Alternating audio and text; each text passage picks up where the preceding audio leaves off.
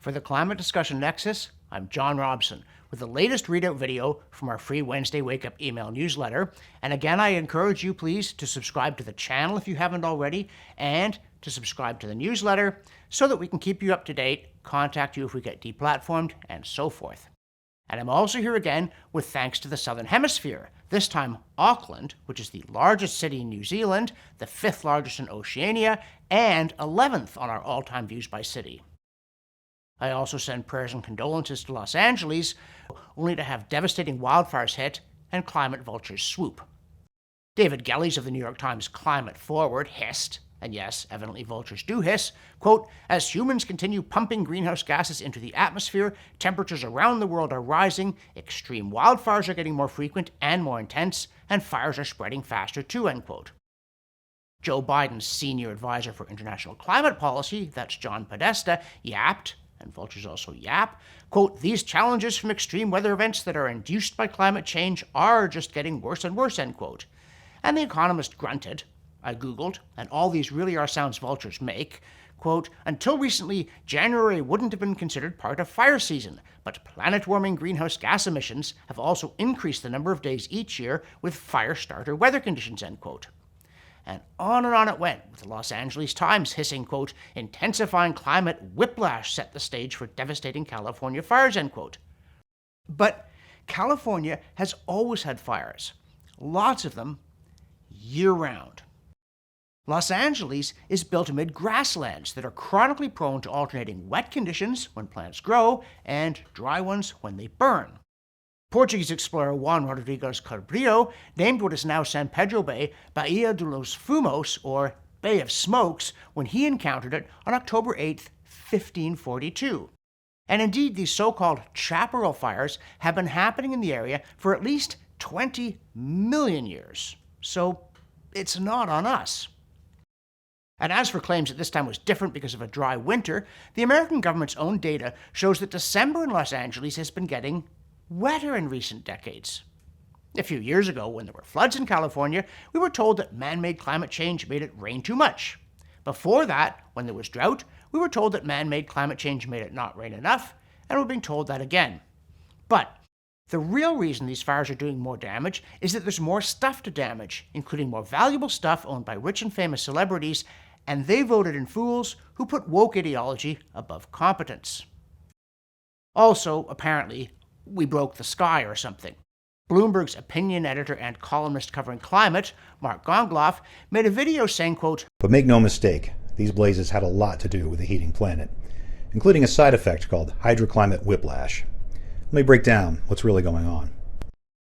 And then he gave a very scientific explanation of how the sky is like a sponge, and sometimes it releases moisture, and sometimes it sucks it up.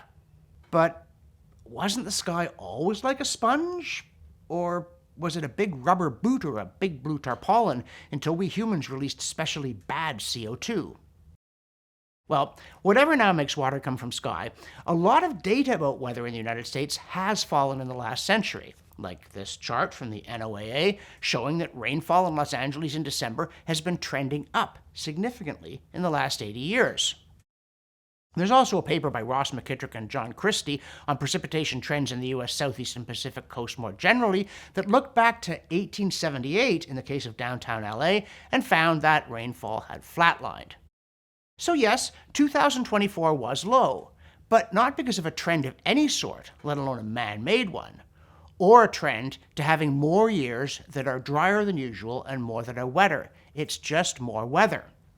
Thus, Michael Schellenberger X'd out, quote, "Some reporters and scientists are blaming climate change for the lack of rain in LA. It's ridiculous. There's no trend in annual rainfall from 1877 to 2024. We have wet years and dry years. Climate change isn't responsible for the LA fires. Gavin Newsom and Karen Bass are," end quote. And there's the rub. What we really have here, in large measure, is massive government failure. California's frequent wildfires have not previously come so close to a massive modern urban agglomeration, mostly because we didn't have those until recently. Though, as Tony Heller notes, Pacific Palisades also burned in 1938. But, for all that, the authorities should have foreseen it, especially those obsessed with the notion that climate change is making extreme weather events, including fires, both more common and more severe. Instead, between a focus on DEI and an obsession with climate and some secondary environmental issues, they conspicuously failed to prepare, from filling reservoirs to planning evacuations to reducing the fuel load. Remember, California is one of the richest places on Earth at a time when humans are actually far wealthier than at any time in our previous history.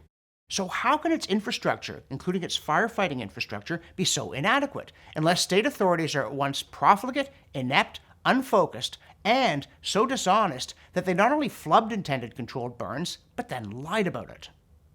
And I'll tell you what, more and more people are asking this question, including some legacy media outlets and some left-leaning celebrities who just had woke ideology hit them where they live, literally. In the newsletter, we also quoted Lily Tomlin about what's the point of being a hedonist if you're not having a good time. And then we asked, what's the point of having the hottest years ever if, for instance, in Britain, you're freezing your fish and chips off and going through a painful energy transition where you don't have energy? Bloomberg reports that, quote, UK power prices skyrocket as freezing weather tightens market, end quote, while MSN says, quote, at least 6 dead as winter storm paralyzes the US, end quote. Now, at least we didn't get that evasive cold snap this time. No, this time an American outlet called the British one a soggy and cold spell, while a British paper warned of a foot or more of snow from Colorado to Vermont. But not a climate in sight, just in some places in the US, record snowfall. Who saw that one coming? Notwithstanding the hottest year ever, it sure feels a lot like winter, for which climate-obsessed governments were ill-prepared. Now, on a lighter note, or at least a weirder one, it's cool to learn that sea sponges sneeze in slow motion. Try saying that fast 10 times. Learning it is possibly cooler than watching it, which might well prove both dull and disgusting.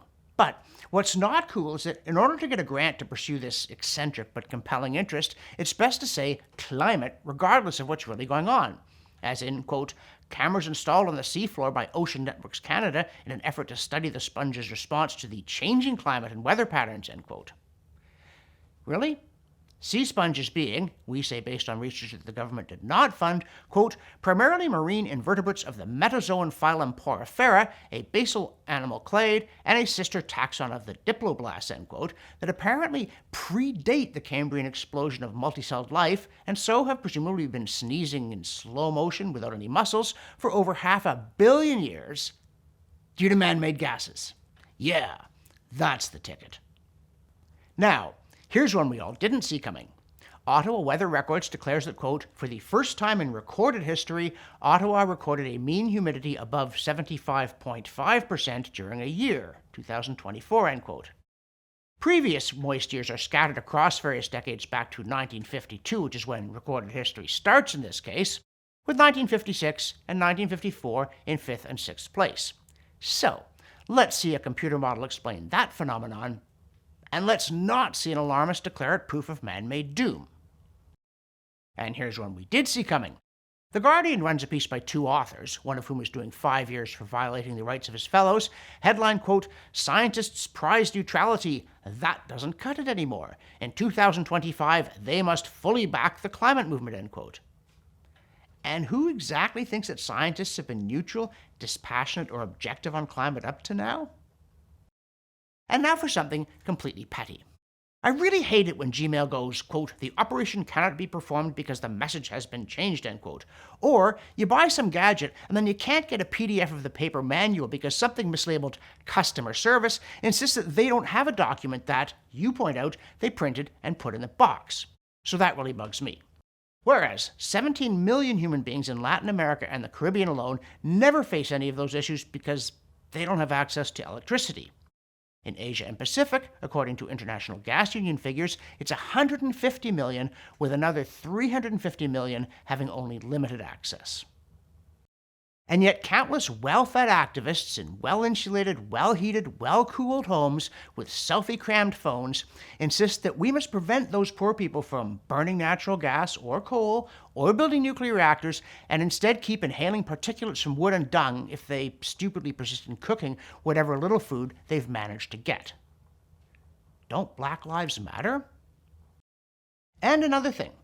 Despite the ongoing popularity of experts say among traditional media, or possibly because of it, There is a massive crisis of confidence in the Western world in traditional elite institutions, from governments to experts to journalists. And if you're wondering why, which most CN viewers may not be, Michael Schellenberger reminds us of a scandalous tale. It's not entirely recent, but it had slipped our minds, about the mainstream press parroting government, misinformation on whether offshore wind energy is killing whales, particularly endangered North Atlantic right whales off New England. Whatever happened to speaking truth to power instead of the other way around? Now, in our ongoing efforts to be fair, we note that The Atlantic almost did some good climate journalism in an item by Zoe Schlanger headlined, quote, "Climate models can't explain what's happening to Earth," end quote.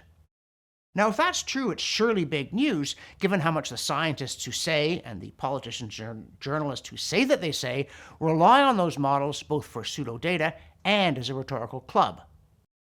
But unfortunately, the subhead then reads, quote, "Global warming is moving faster than the best models can keep a handle on," end quote, which makes you wonder what the worst ones are up to, and what makes these ones the best, and what it is that they're good at. And then when she writes, quote, "For non-scientists, coaxing useful information from climate models requires professional help," end quote, we think maybe she needs professional help, because she's clearly in denial about the fact that the models are useless. What's not useless is the next item in our Look It Up series. Your alarmist auntie may complain that before the climate crisis, she used to walk through blizzards half the year uphill to school both ways, and through snowdrifts that were up to her ears all winter. And yes, steps were less steep in those days, and people spoke more clearly. But if you go to Rutgers University Climate Lab, you'll find this chart of the Northern Hemisphere winter record from 1967 to the present. And yes, some years are snowier than others, but the overall trend is slightly upwards, no matter what people whose professional credibility depends on the accuracy of their climate coverage tell us about the fact that it's going down. Now, to be fair, Northern Hemisphere spring snow coverage is trending downwards. But before anybody yells, "Aha, climate change," take a look at the fall. Oops, upward again. Voilà les neiges d'antan. Also, there's big news about green isoprenes. Huh?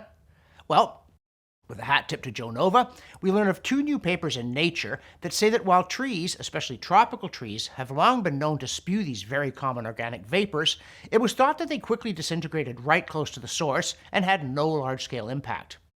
But it now seems that nighttime air currents actually carry them vast distances, where they play key roles in cloud formation. And if that's the case, then declining forest cover contributes more to climate change than the models are told to think, which means that man-made greenhouse gases must contribute less. Especially because the models assume that there weren't many cooling aerosols until the Industrial Revolution, whereupon they supposedly began to be spewed in large amounts, masking the otherwise massive impact of human greenhouse gases and explaining why there hasn't been much warming. But apparently isoprenes were always playing that role, so the models get the past wrong, and the present, and with them, the future. And now for some Brussels sprouts. Ugh. The CO2Science.org archive says that the plant family that inflicts cabbage and broccoli on us, and then, to be fair, sauerkraut, coleslaw, and cabbage rolls, flourishes with extra CO2. So, have no fear, climate or no climate, we'll always have kale.